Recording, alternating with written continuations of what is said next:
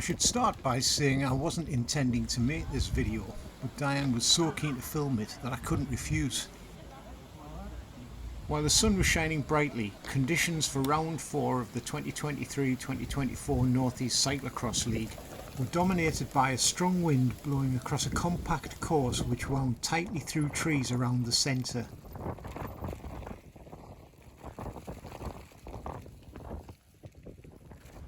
With over 50 riders, the adult field was a large one by NECCL standards, though the juniors were dominated by quality over quantity. While I opted to start further down the field, my clubmate Mark, here nearest the camera, positioned himself right on the front to avoid being held up in the trees soon after the start. The other bit coming back's fine, it's uphill. For that bit you get quite a bit of speed up to the hard compulsory.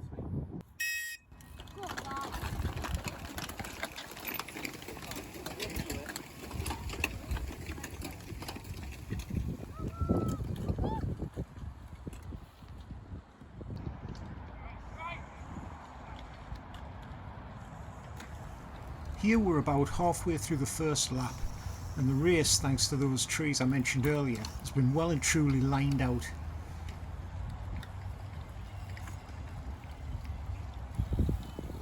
Mark's starting strategy had paid off, and he wasn't too far behind the leader and eventual winner who was competing in the Vet 50 category.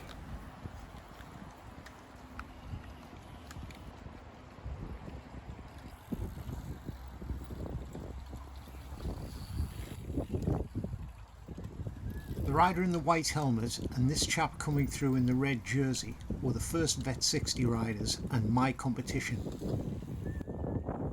I don't recall being that far behind at the start, but eventually I'd turn up, still with a fair bit of work to do if I want to make a race of it.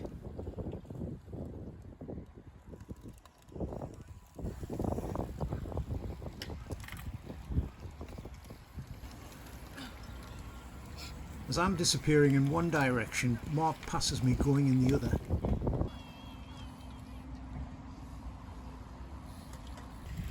Here in those trees, while trying to get air into my lungs, I'm reflecting on the fact that cyclocross is unlike any other sport I've competed in.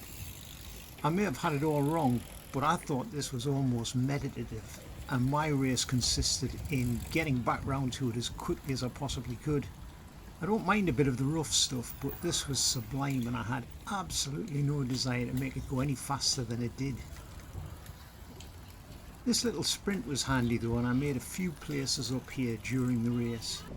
However, if there's one obstacle synonymous with cyclocross, it's barriers, and these were the first I'd come across.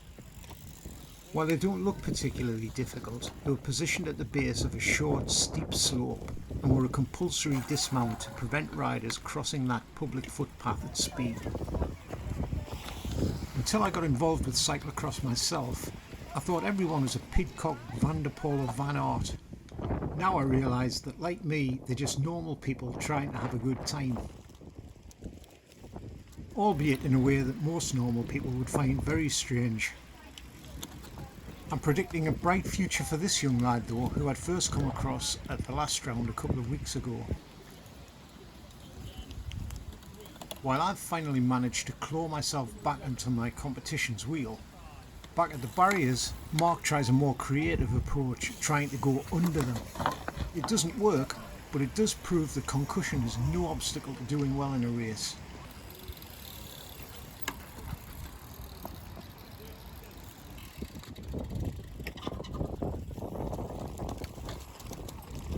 And here I am in an epic battle of the old guys, concentrating on getting the timing right and winning the sprint, the running variety that is.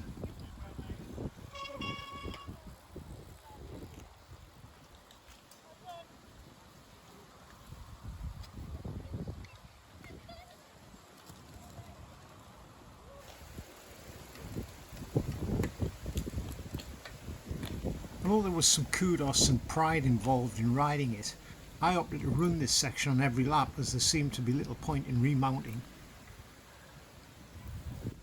But if you can stay on your bike, this is how elegantly it can be done. At both ends of the age spectrum.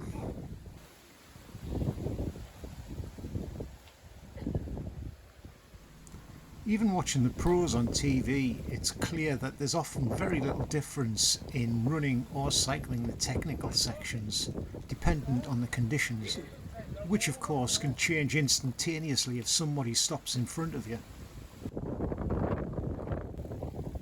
It looks like a few others came to the same conclusion.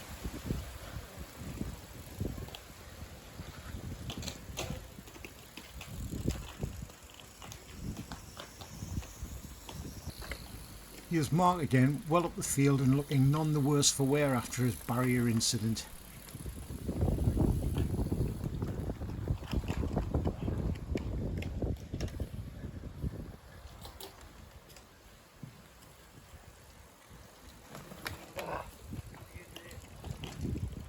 Fast or slow, ridden or pushed, just keep it smooth and keep the momentum.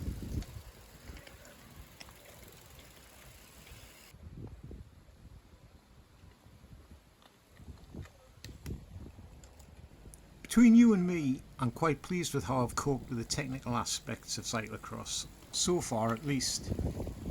Having spent many hours watching YouTube videos, then going to the local field and putting them into practice seems to have paid off. I don't appear to be losing too much ground in the tricky stuff, it's my specific fitness that seems to be letting me down. There aren't many places in a cyclocross race where you can switch off, and these innocent looking trees were no exception. There was an awkward tree root just here, and it nearly had me off on a couple of occasions. Then it was time to get the power down and get into the next section where it was at least easier to maintain your place.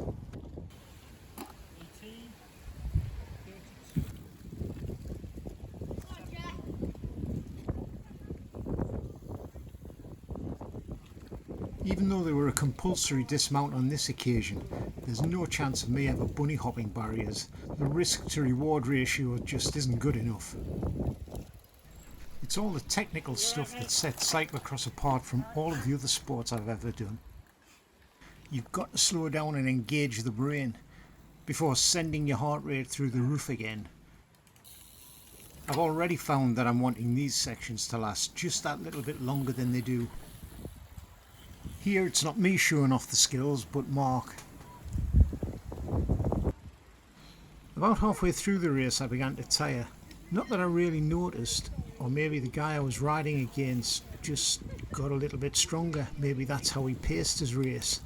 Either way, a gap opened and I never saw him again. I've never doubted my aerobic pace, but 5 years ago we ditched carbohydrate from the diet. And this is the first high intensity activity I've done since we did so. It's too early to say yet, but I think the obvious need is for higher intensity and structured interval work, none of which I do at the moment.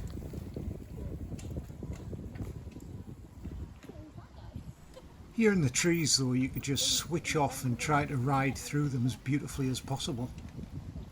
I realise I'm not making this sound like any cyclocross race I've ever watched.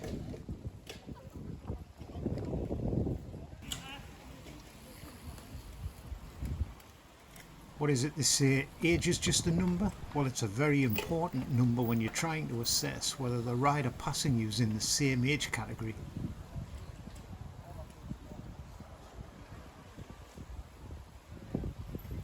The fact that this guy had Durham Uni on his shorts meant that he was invisible to me, in the most respectful sense.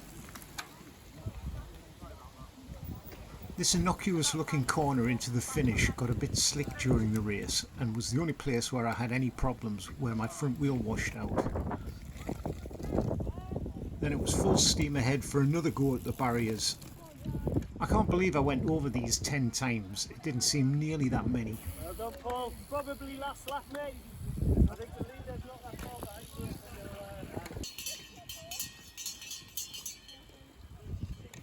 By now the winner had finished and the bells being rung for the likes of me.